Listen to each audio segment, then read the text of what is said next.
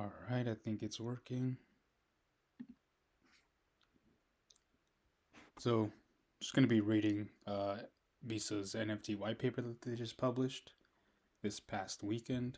For anyone not familiar, NFTs are non-fungible tokens. So basically, unique tokens that you like.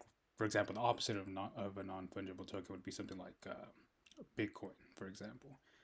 My one BTC would be exactly the same amount as your BTC. They're both interchangeable with one another. They're both worth exactly the same amount. Whereas with NFTs, non fungible tokens, each token is unique, or it's like you can't, they're not interchangeable basically. So, for example, my CryptoKitty, I can't change one of those for like a CryptoPunk, for example, because they're unique. Or CryptoKitty number one can't be changed for like CryptoKitty number 69 because they're both unique. They're both worth a different amount, for example. So yeah, that's what that is. Very basic level at least. And yeah, Visa actually purchased the $150,000 NFT a couple days ago. This is actually what it looks like. So yeah, $150,000 there. And yeah, that leads to this NFT white paper that they just published, and that's what I'll be reading today. So NFTs, engaging today's fans in crypto and commerce. By the way, if I got so nervous, I probably am because this is my first stream. So here are the table of contents. All that there, executive summary. What is an NFT? Unlocking new commerce and engagement opportunities. How to integrate NFTs. So that's separated into different sections here. Considerations associated with change.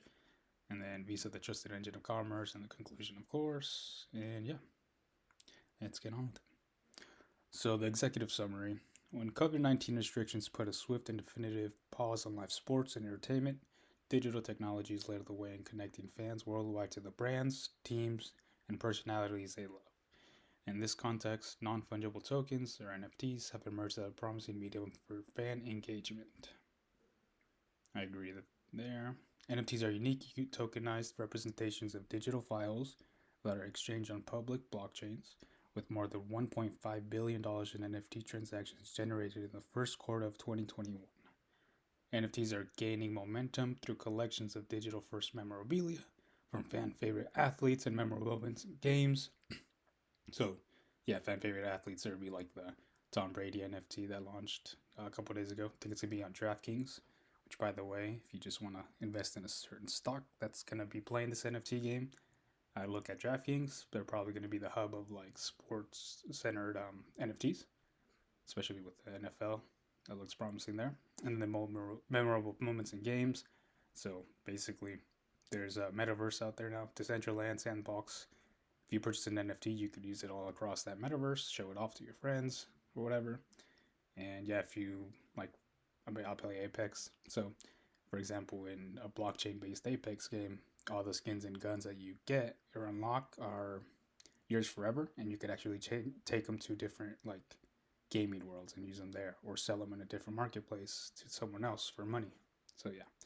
Anyway, while the prices of individual NFTs fluctuate, fascinating use cases for NFTs are still emerging, and the groundwork is being laid for the long-term utility of NFTs. This new form factor for commerce has vast potential in the sports and entertainment world, representing a deeper and more dynamic way to engage fans and potential new revenue streams for organizations. Despite the exponential growth of NFTs, there is still little general knowledge of them, and there are numerous risks. So a lot of risks there. In my personal opinion, I think NFTs are going to be here for the long run, definitely. I'm a young guy, so I mean, I feel like people like myself that are young growing up with these are going to be like definitely using them in the long term. The only thing though that I would worry about is like overpaying. I feel like at least 90% of all NFTs are going to be like, basically you're not going to be able to liquidate your money for that, for 90% of NFTs in the future. I mean, there's just too many that are too expensive out there. But yeah, there are some that are going to live like the CryptoPunks of the world. Yeah, despite the exponential growth of NFT, there's still already said that. With its long legacy as a trusted engine of commerce and deep expertise in the field of digital currency. Visa is helping businesses understand the potential entry point into this new arena, particularly as it enables access for everyone, everywhere. This report shares insights and observations on the NFT landscape, as well as actionable guidance on how to evaluate and scale NFT opportunities. Okay. So what is an NFT? To understand NFTs, it is important to first understand cryptocurrencies. So think of cryptocurrencies as a digital version of cash controlled by a private cryptographic key, a unique random string of numbers. So yeah, there's a set of keys that you can show as a user, public key and a private key. Public key is like an address. That's how you send money to people. Private key is when you would never, ever, ever send to anyone else or let anyone see, because basically anyone that controls a private key has access to the funds involved with that private key. So never, ever, ever share that private key with anyone. Let's see. A unique random string of numbers. In the same way that physical cash exists in a defined physical form, and ownership is determined by holding paper bills, owner of cryptocurrency is determined by holding a private key and using the private key to make transfers. So there we go, the private key I was talking about. So that private key is how you sign transactions. So if I were to buy a cup of coffee with Bitcoin, I would have to use my private key to sign for that transaction. If let's say, I wrote down my private key on a piece of paper and it fell in the cafe and someone else picked it up, they would be able to use my private key to pay for their cup of coffee that very same minute. So yeah, never share that. Cryptocurrencies are issued and exist on a public database maintained by what is commonly referred to as a blockchain. The database is distributed across computers that are running blockchain software. No single entity owns or controls the database, and anyone can access the database, prove ownership, and transfer cryptocurrency via the private key associated with their crypto wallet. Like cryptocurrencies, NFTs are issued on the blockchain and are used to designate ownership of a certain asset. Each NFT is tied to some unique data, typically a digital content file of some kind or reference thereto, and governed by a smart contract. So NFTs are basically smart contracts, on Ethereum at least. And I think Cardano is going a different route with using smart contracts to make their NFTs, which is why it's so promising. But yeah, the process of converting a media file into a non-fungible token is referred to as minting an NFT. And just like cryptocurrency, the NFT is written to the applicable blockchain database.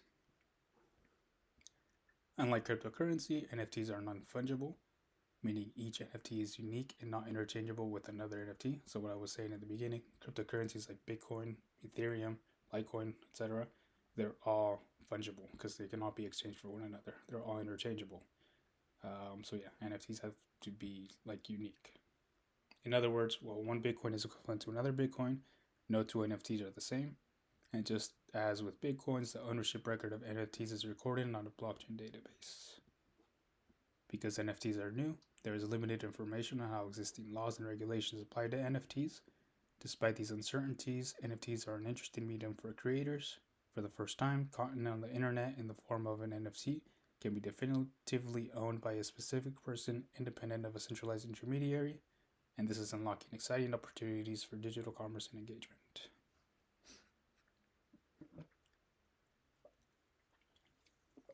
And yeah, if you don't know sorry, I was taking a drink of water there, but if you don't know, smart contracts are basically same as legal contracts. Smart contracts are computer code that executes simple if-then functions. So it's a computer code.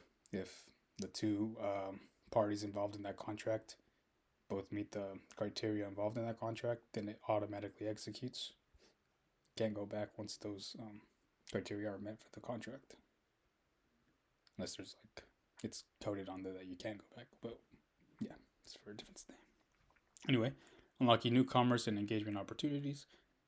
Fans today yearn for a digital community. They want to build stronger bonds with the sports team and personalities that they love, and they are willing to pay for it. Sport businesses are being challenged to find ways to harness the latest technology and deliver an experience that meets the behaviors of their fans. Even more so with the limitations of COVID-19, athletes are turning to technology to engage their fans. An estimated $18 billion of global sports revenue has been lost during the pandemic, further driving the need to diversify revenue and focus on technology to reposition businesses for growth opportunities and to capture the attention of fans. Let me see if this is actually working.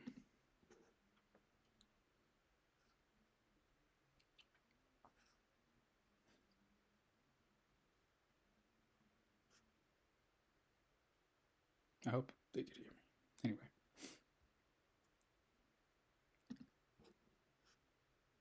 NFTs appeal to collectors, fans, teams, leagues, and talent, amongst others. They have become a great way for individuals and businesses to capitalize on unique assets, engage fans, and potentially generate revenue, while staying ahead of the curve and keeping pace with innovations in commerce. Because the opportunities for growth with NFTs are still evolving, businesses should define what their end goals are around NFTs. Some of the common ways brands are using NFTs to grow their businesses include fan engagement. NFTs can be much more than a collectible or piece of art, and savvy brands are recognizing that the most successful and long-term relevant NFTs will be ones that have ongoing value and utility. For example, NFTs can better connect fans to their favorite teams or brands by offering voting rights to team decisions, access to exclusive offers, and the ability to earn rewards. There's customer relationship management. Unlike physical goods, NFTs are trackable, so it can be possible to see what wallet address they reside in. NFTs can open unique segmentation and engagement strategies based on the trackable factors related to the NFT owned purchased. This might include the types of NFTs owned, the quantity owned, or the duration they've been held. I think that's something like Visa could do, like know your customer requirements. They could just use NFTs as one of those parameters or whatever. So if I buy a CryptoPunk number like 69, then only I have that one CryptoPunk 69. So therefore, I would be the only one to be able to like prove that I have it. And yeah, that could be a know your customer requirement that Visa has in the future. Anyway, new potential revenue streams. Because NFTs enable digital scarcity, brands can sell exclusive, limited digital goods. Unlike physical goods, NFTs can include a smart contract that codes in a royalty percentage designated by the content creator. So, for example, if I create an NFT today and I sell it to Walter tomorrow for $100, then basically, if every time he resells that, I could include a clause in that smart contract that says I get a 5% royalty fee. So if Walter goes ahead and sells it to Bob the next day, then 5% of what Walter makes will go to me from that sale, and then so on. So whenever Bob sells that same NFT again to the next person, I would get 5% of that fee. So yeah, that's how it works. As such, subsequent sales or auctions on the NFT can generate revenue for the original NFT creator, providing an ongoing potential revenue stream as it is sold or auctioned. How to integrate NFTs. There are 7 steps to consider for integrating NFTs successfully into a business. Having infrastructure partners that are flexible and able to support multiple use cases, marketplaces, and blockchains through these 7 steps is important in considering NFTs. Many of the solutions today are vertically integrated. In the future, the expectation is that there will be more flexible enterprise solutions. Identify the NFT use case. So, first and foremost, there should be alignment on how NFTs will be used. Depending on the use case, there are different mechanisms to design an NFT, like edition size and distribution. Some of the most prominent use cases seen today include collectibles, art, gaming, and experiences. So with collectibles here, the digital scarcity that NFTs enable is a natural fit for collectibles or assets whose value is dependent on there being limited supply. Some of the earliest NFT cases include CryptoKitties and CryptoPunks, not the 2 examples I used. 10,000 unique pixelated characters with individual CryptoPunk NFTs like COVID Alien selling for $11.75 million. So I think with CryptoPunks, since they were the first like NFT launch, they're worth like at least $200,000 right now, like the cheapest one. That's it. But anyway, more recently, popular brands are creating NFT-based collectibles like NBA Top Shot. These were really hyped up for a while, but yeah, not doing too good right now, I don't think. But still believe in them in the future for sure. Which are digital basketball cards, but instead of static images, these NFTs contain video highlights, moments from NBA games. So I think like in the LeBron James one sold for the most so far, or Doncic. I forgot which one. Might have been LeBron though. Art NFTs enable artists to sell their work on its natural form factor as opposed to having to print and sell pieces of art. Additionally, unlike with physical art, the artist can receive revenue upon secondary sales or auctions, thereby ensuring they are recognized for their original creations in subsequent transactions. So yeah, a lot better for artists to use NFTs instead of like physical art, because again, that royalty fee you always get. NFT Marketplaces devoted to art-based NFTs, such as Nifty Gateway, sold auctioned over $100 million of digital art in March 2021. And then gaming. NFTs also provide significant opportunity for gaming, thanks to the ownership opportunities they introduce.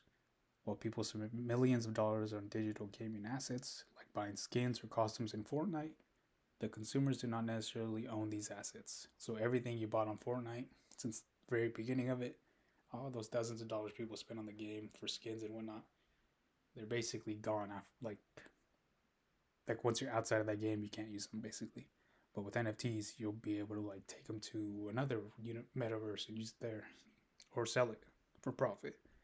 NFTs would allow gamers playing crypto-based games to own assets, earn assets in game, port them out of the game, and sell assets everywhere, such as an open marketplace.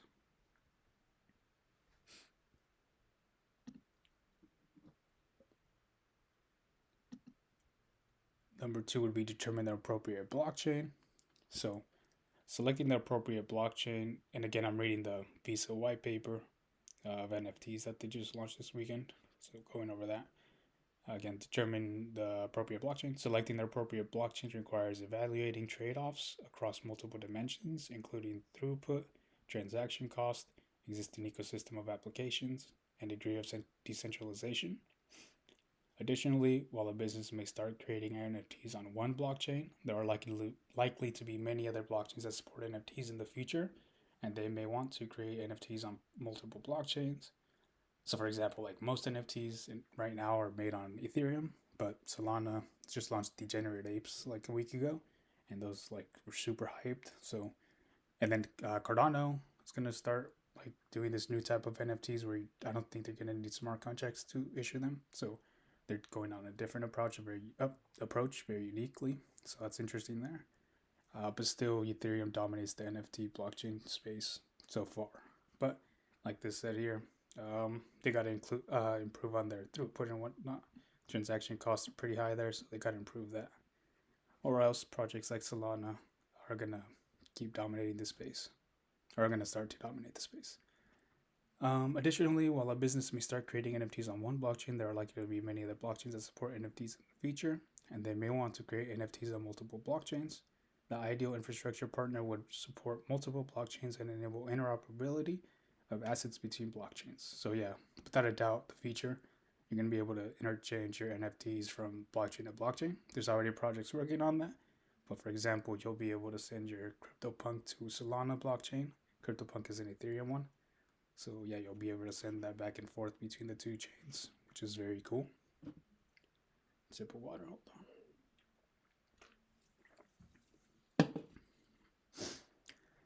So Ethereum is the blockchain with the most NFT activity, what I just mentioned, but there are other blockchains gaining traction with NFTs like Flow. Ethereum is one of the largest blockchains with a robust ecosystem of users, developers, wallets, and applications. Today, the majority of NFTs in circulation have been built on top of Ethereum, with many of the top projects and platforms. While most NFTs in existence today are on Ethereum, the fees associated with NFT transactions, so-called gas fees, can be prohibitively expensive for smaller transactions. So yeah, there's times where like you're paying over $100 for just transaction fees. So it's pretty crazy. That's why projects like Flow, I guess, are going to be like picking up pace with adoption as time goes. If Ethereum doesn't solve this issue with Ethereum 2.0, which is set to release either late December or early next year. Anyway, because of this and the fact that Ethereum is so developer friendly, some companies have begun to build adjacent blockchains or second layer networks on top of Ethereum that would allow for the transfer of Ethereum based NFTs to achieve much lower cost and much higher transactional volume or speed. Flow is another blockchain that is gaining traction for NFTs. While it is smaller than Ethereum, it has notable mainstream brands building platforms like NBA Top Shot. So that's the basketball one again. The LeBron James NFT going there. Anyway, Flow has been built to increase throughput and reduce the challenges of high gas costs through the energy efficient blockchain transaction validation approach. Given that it is still in the early stages, there is more limited developer and application ecosystem. NBA Top Shot is currently the primary project on the blockchain. So yeah, there's not much you can do yet with Flow besides NBA Top Shot, and that itself hasn't been too hot lately. But like I said, the feature, I think it'll stay. One of the greatest sources of value of a blockchain comes from attracting a broad set of users and developers. This helps to support and further decentralize the network by running the blockchain software on various computers and add value by building capabilities on the blockchain. Ethereum has incredibly robust developer ecosystem, and blockchains like Flow are getting more third-party adoption. Although it would be possible to create proprietary blockchain software for the sole purpose of storing NFTs, doing so would limit the ability to realize these benefits. So yeah, basically what it's saying there is that you need the blockchain to do more than just be a wallet for NFTs. Gotta have more use cases to actually like use those NFTs in the space of DeFi, for example, like with Ethereum, how you can do that there. Anyway, mint the NFTs. After determining what content to use, the NFT needs to be created or minted. To mint an NFT, a cryptographic key is used to create a token on the blockchain that represents a piece of digital media. Important characteristics like the name, description, and the edition size can be included within that token. Once an NFT is minted, it is immortalized on the blockchain. It is important to have a minting platform that gives flexibility and control over the features of an NFT. So yeah, one of the people usually mint straight on OpenSea or something like that. One of those NFT marketplaces. It's very easy to do, like a couple clicks. So that's why it's so popular there. OpenSea, or I think Rarible does it too. But yeah, there are several platforms that can help with the minting of NFTs. It is important to note that the ecosystem for this is in its infancy. The majority of platforms like OpenSea and Rarible are positioned for any creator, the ones I just mentioned here, often including brand new creators, but there are platforms focused on supporting brands and larger creators. Bitsky has done drops with the likes of Adidas and Levi's, while Gary Vaynerchuk's VFriends drop was on Nameless, and many more are coming into the space. In creating NFTs, companies are well advised to find providers who will mint NFTs according to custom smart contracts so that companies have as much control as possible over the parameters of the NFT, including provenance, attributes of the NFT, and the storage of the underlying media asset. Get a sip of water.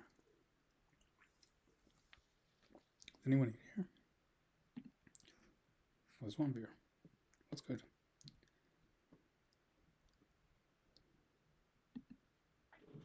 Decide how to store digital assets in a long-term sustainable way. So NFTs are either minted to contain the digital content file itself or to contain a reference to the digital content. Accordingly, it is important to understand how the digital content being distributed by the NFT is being stored. Many of the existing platforms that creators can use to create NFTs will host the media files through either decentralized or centralized storage methods described below. So this is going to talk about, how the NFTs are stored. There's decentralized or centralized. Centralized means there's a central point of authority, or everything is, all the NFTs are stored in one center. So for example, Facebook is centralized because everything you post on Facebook is stored in one certain point in one center, whereas something that's decentralized, there's no center point where the information is stored. It's a peer-to-peer network, so all information is distributed across the network, and that's the difference. Decentralized is a safer method because it leads to less hacking vulnerabilities. With centralized storage, you could a malicious attacker could just go to that point of storage and try to find a way in. Whereas with decentralized, the information is always moving around, so it's just a lot harder to do. Still possible, but a lot harder. Anyway, and it's a lot fairer system too. It's definitely the future. Yeah, definitely the fair system. Directly on the blockchain. When this secures, the token as well as the digital content is stored on the blockchain. Because the storage capacity allocated by the blockchain software can be limited, the file size allowed can be rather small. At least for now, many companies find storing digital content on the blockchain directly to be cost prohibitive. Decentralized storage. When storage files are spread across the distributed network, there is no dependence on a single entity. So what I was talking about earlier, there's no single point of attack someone could try to get into. Developers of these peer-to-peer storage protocols, such as Arweave. By the way, if you're thinking of crypto investments, this isn't financial advice, but this is one to look into. Pretty young too. Yeah. Offer varying degrees of storage permanence of different price points, and then centralized storage.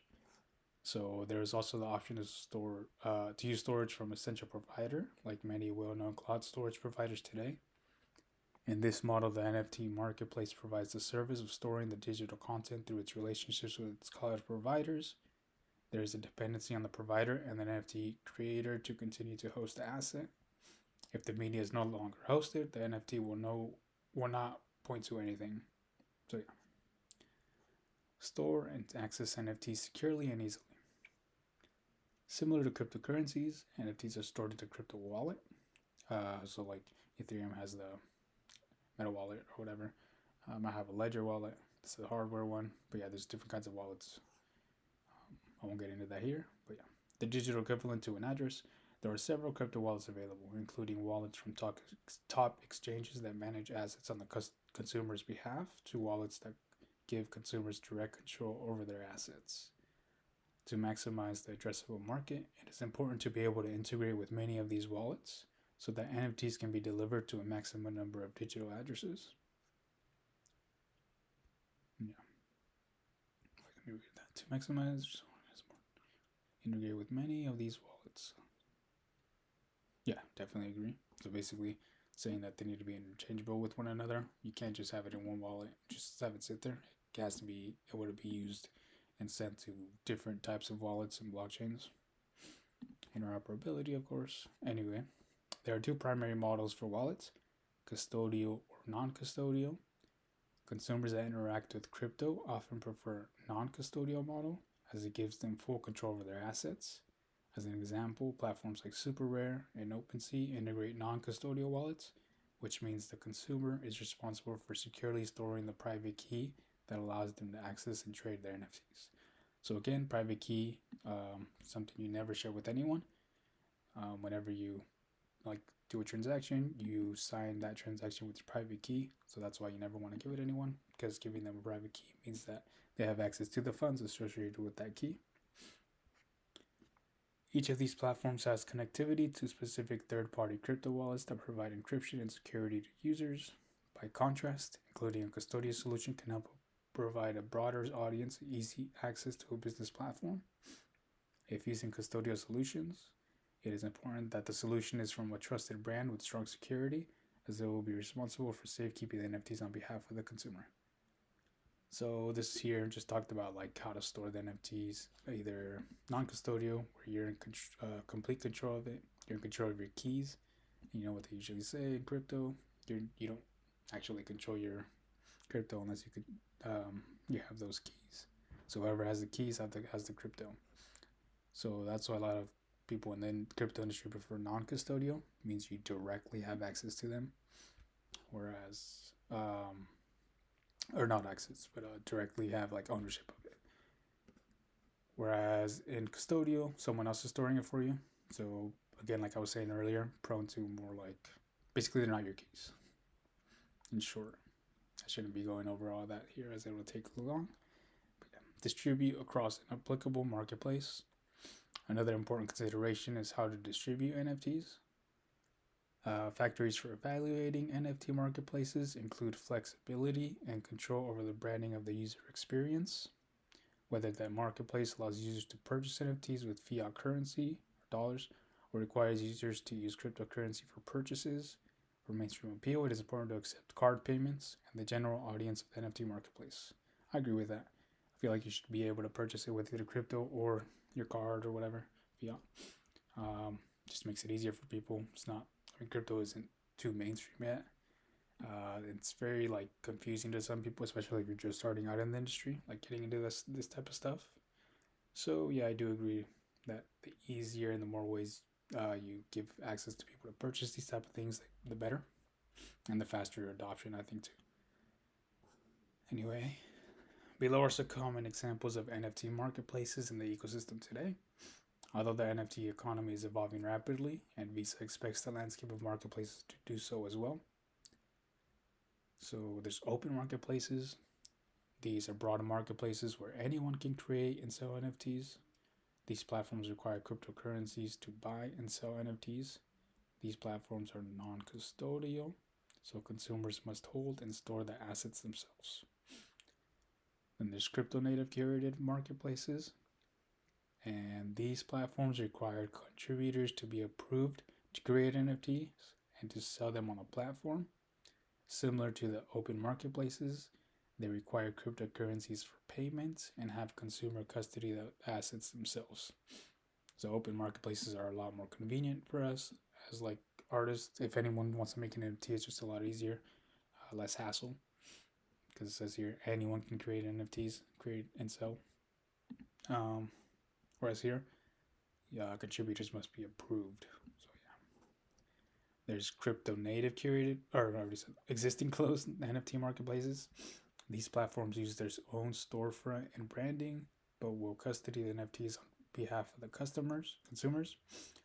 These marketplaces often have fiat currency on and off ramps and accept card payments and enable withdrawals via ACH or wire.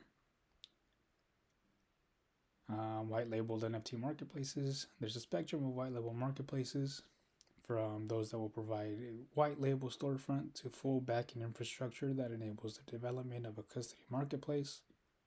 Storefronts enable easier integration, although how fiat and on and off ramps work and how the assets are custodied by may default. On the flip side, backend infrastructure providers will provide much more flexibility but will require more technological lift. Lastly, when intellectual property concerns relating to the digital content stored in the NFTs are paramount, companies have collaborated to establish their own marketplaces that allow them to control the initial sale of the NFT, secondary marketplaces, and unique features to incentivize keeping the NFTs on this platform. Setting this kind of platform up requires engagement of specialized technology, vendors who can help set up and run the platform, which can be very expensive. Number 7 is identify additional opportunities to engage fans. This one should be interesting. So today, selling art and collectibles is the primary use cases for NFTs. While these use cases can generate revenue, there are untapped strategic opportunities that may be realized. I completely agree. Industry is so young. There's so much that we can't even think of today, even that we're going to be like seeing 20 years from now, the world of NFTs. Anyway, for example, one exciting aspect of NFTs is their composability. As the ecosystem develops, NFTs can be designed in a way that spans multiple use cases. This long-term utility enables deeper fan engagement and ultimately creates more valuable NFTs that generate additional revenue on secondary sales or auctions. This area is rich for potential and can span multiple phases of the customer experience. Drink of water. It was loud. Anyway, loyalty and gamification. This one's one of my favorites. NFTs can be used as a reward or loyalty mechanism to incentivize certain behavior. A consumer could buy an NFT in the standard way, paying with a card and receive the NFT in their wallet. Alternatively, an NFT can be earned by completing a task, such as making a purchase at a specific merchant. Let's go here. Fan governance and decision making. NFTs can be used to enable fans to impact decisions and outcomes of the teams or brand. Companies are starting to explore NFT assets that grant fan access certain permissions, such as voting rights for team decisions, the ability to compete in games and leaderboards, and earning unique rewards and VIP experiences linked to their teams. This one is very interesting. I'm a Laker fan myself, so for example, let's say the Lakers do something like this. They could, sell LeBron James NFT, and they say they issued 10 of them, and every one of the 10 people that purchased one of those get certain voting rights to things like, I don't know, this probably won't happen, but for like choosing who gets let go the season, basically. Yeah, probably smaller decisions than that, but that's the point. You get certain rights with purchasing those NFTs. Yeah. Utility across metaverses. This one's very cool too. So metaverses like Decentraland and Sandbox. If you buy like an NFT on OpenSea for the Sandbox, which is the name of the metaverse, then you could use that anywhere in that sandbox. There are opportunities to imbue NFTs with enhanced utility by building functionality that can be used across different applications within multiple metaverses. For example, a previously issued NFT can be turned into an asset in a game release or grant access to future NFTs and experiences, thereby increasing the utility and value for the NFT. So yeah, you could just use them across the metaverse, and then you could also sell them whenever you need to in the open marketplace. Fan data with pseudo anonymity. A fan's crypto wallet and the assets they own reflect that fan. The transparency of public blockchains enables interest entities to know the NFTs that a public key holds, which paints a picture of that consumer without revealing their identity. This can help inform marketing strategies and how to engage with the consumer in an ongoing manner. So basically, if I owned 20 CryptoKitties, you probably know that I like cats or something. It's just another way of identifying me. No one else has those 20 CryptoKitties, only I do. So that's like, oh, there's only one of me essentially, because only one of them has those 20 unique CryptoKitties. And then ticketing. So with like concert tickets and stuff like that, there's no like you can issue NFTs for that. They're unique because like if I bought a concert ticket for today, it's not going to be worth, like you can't use that same ticket I buy today the following year at a different concert. Why? Because the concerts are going to have different artists, different time, different seats. Everything is different, right? So they're not interchangeable with one another. They're both unique. And there's also like there's a band, Kings of Leon, I think. Hopefully I pronounced it right. They issued I think they were the first band to issue an album with NFTs. It was earlier this year, I believe, or last year, I forgot. And something else you could do with tickets, like if you buy a certain NFT, I know some people do this, but let's say, the Kings of Leon do this too. Whoever bought those albums in the NFT form got certain access to like backstage or something, or like permanent access to concerts, something like that. I should probably read this though. In addition to being collectibles, NFTs can be combined with event tickets to provide access to an event. These tickets can provide verifiable authenticity, provide royalties upon secondary sales or auctions, and even turn digital tickets into unique commemorative assets. So yeah, they're even saying that you would be able to sell those tickets on the open market if they like end up having value in the future, because they probably will. Since they're so unique, there's not going to be so many of them. Like for example, imagine like a Michael Jackson like front row ticket, his first ever concert NFT. Like imagine how much that would be worth today. Or wait, I don't know if it still would, considering things that happened, but yeah, you get the point. Big artists, probably not a good side for that. The NFT space today is nascent and new growth opportunities are emerging often. Positioning for long-term opportunities will maximize value, further enhance the fan experience, and allow for potential business synergies. So like I said, there's so much more we haven't even thought of yet. So many more use cases in the future. Let's see. Ew, still something here. Nice. Considerations associated with change. Innovation, particularly in cutting-edge areas, is not something that can be achieved on autopilot. NFTs are no exception, with a range of strategic considerations. Risk management. Many NFTs have high monetary value, and given their exchange velocity, digital assets can be exchanged much more quickly than physical assets. There's opportunity for fraudulent activity. To minimize the risk, NFT platforms should leverage Know Your Customer and AML procedures, as well as security best practices like two-factor authentication. Environmental impact. Ethereum, one of the main NFT blockchains, uses a proof of work mechanism. For now, they are switching to proof of stake with Ethereum 2.0, but for now they are still proof of work, whereby it maintains a secure record of NFT transactions through a process called mining, which is energy intensive. However, there are other blockchains that use a proof of stake mechanism, which significantly reduces the amount of energy required and is a greener solution. Blockchains like Flow, Polygon, and Solana already use this, and Ethereum is working on developing a proof of stake model to support NFTs on the Ethereum blockchain. This is a particularly important consideration for businesses focused on sustainability. Licensing and TNCs. It is important to be clear what rights are bestowed to owners of the NFTs and whether these are the same or separate from the rights associated with the material object the NFT refers to. These terms are generally provided contractually in terms of conditions from the creator and the ecosystem's operating platform rules. Brands with strong IP generally retain all the rights, allowing very limited rights for personal use, while newer crypto native projects may provide owners greater commercial rights. Legal and regulatory.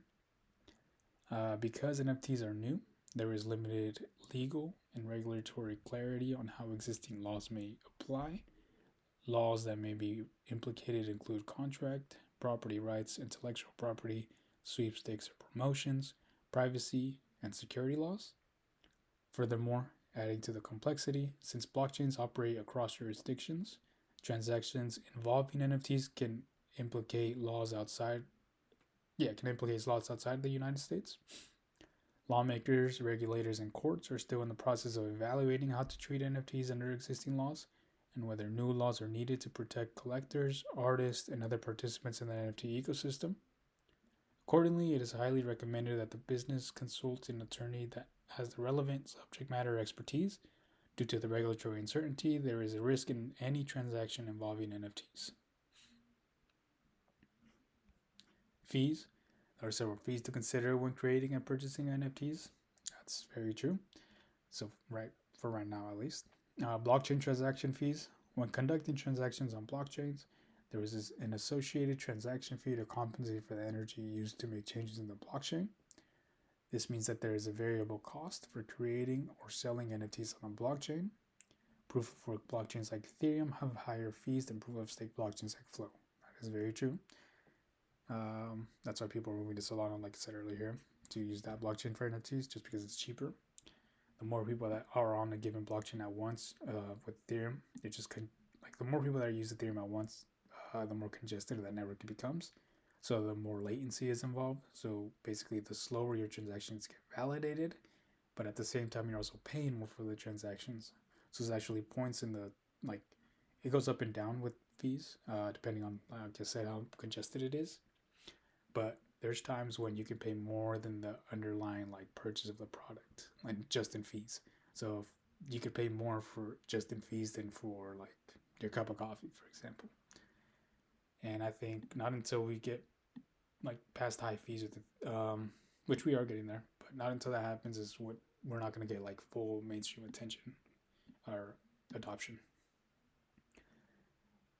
When conducting transactions on blockchain, there is a transfer fee. This means that there is a variable cost. Right now, marketplaces fees. Existing NFT marketplaces often charge a fee when sales or auctions occur in the platform, usually ranging between 1 to 5%.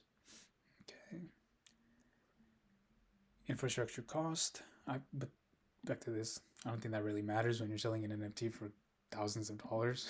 So 1 to 5% of that, yeah, when it costs you $1 to make, probably a couple minutes for the most part. I'm sure there's a couple that took a lot of time and effort, but there's a lot that not a lot of work went in. Operating a proprietary marketplace rather than leveraging an existing marketplace can provide additional control over the assets, where the files are stored and how they are consumed, but comes with additional cost. In addition to marketplace sale or auction fees and transaction cost, there are other infrastructure costs like payment, acceptance, and custody if storing assets on behalf of customers. So that's saying besides all these fees that were mentioned, auction fees, transaction costs, market sale. You also sometimes, if you're using like a custodial marketplace where they store your NFTs for you, again, you're not in control really of the keys, then they might charge you a fee for that. Visa, the trusted engine of commerce. Visa has long served as a trusted engine of global commerce, enabling the secure and reliable movement of trillions of dollars between individuals, businesses, and governments in over 200 countries and territories. Now, with the rise of crypto, Visa is committed to developing leading edge emerging technologies at the speed of culture to deliver on its mission, enabling individuals, businesses, and economies to thrive. All right, this is really interesting here. Getting close to the end too. Visa's focus in crypto spans the following areas. Okay, so this is what crypto or what Visa's involved with, or how they're involved in the crypto space so far. Credentials everywhere. Visa is working with 50 of the leading crypto platforms to make it simple and convenient to convert and spend crypto with a Visa card at any of the 70 million merchants worldwide that accept Visa.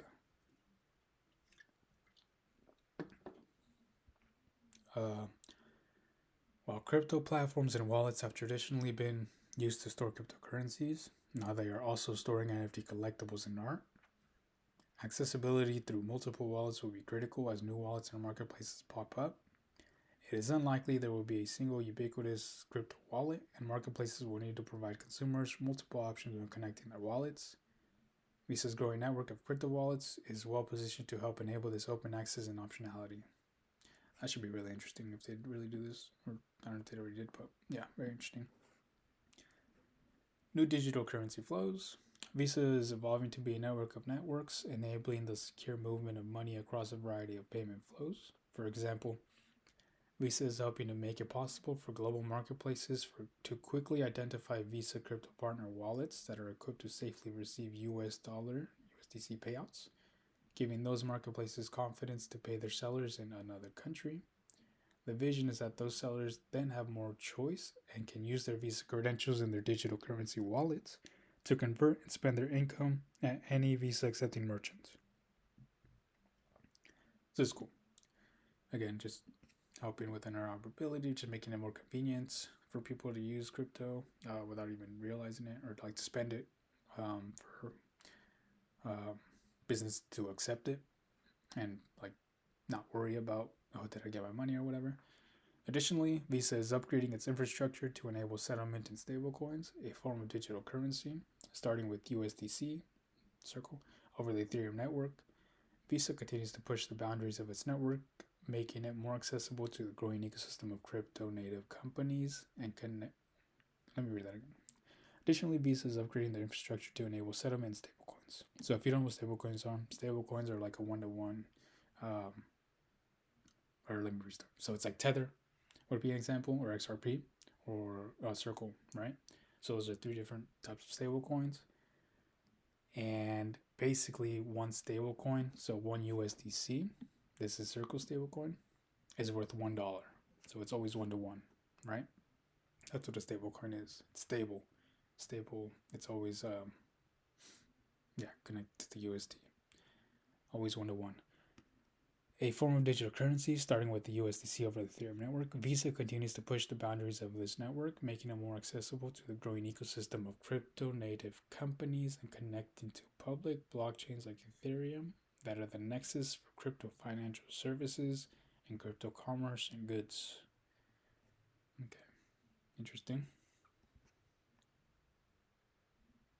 Crypto value added services, Visa crypto APIs. For banks or fintechs lacking a digital currency offering and looking to develop one, Visa is helping them become crypto enabled, including providing crypto APIs to buy or sell crypto within digital banking apps. Today, Visa is enabling the purchase of Bitcoin, but this infrastructure can lay the groundwork for a broader set of assets like NFTs. So again, they're just making it more convenient and helpful for people to for banks and fintechs to like get involved in the space. Digital Currency Innovation Hub. Visa launched a global innovation hub where like-minded partners can collaborate on solutions and user experiences in the realm of digital currency and crypto.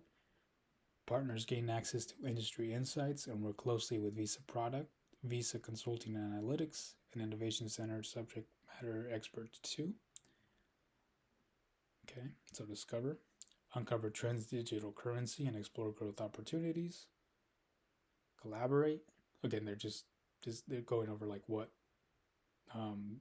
this global innovation fund of like-minded partners collaborate over. So they all discover together.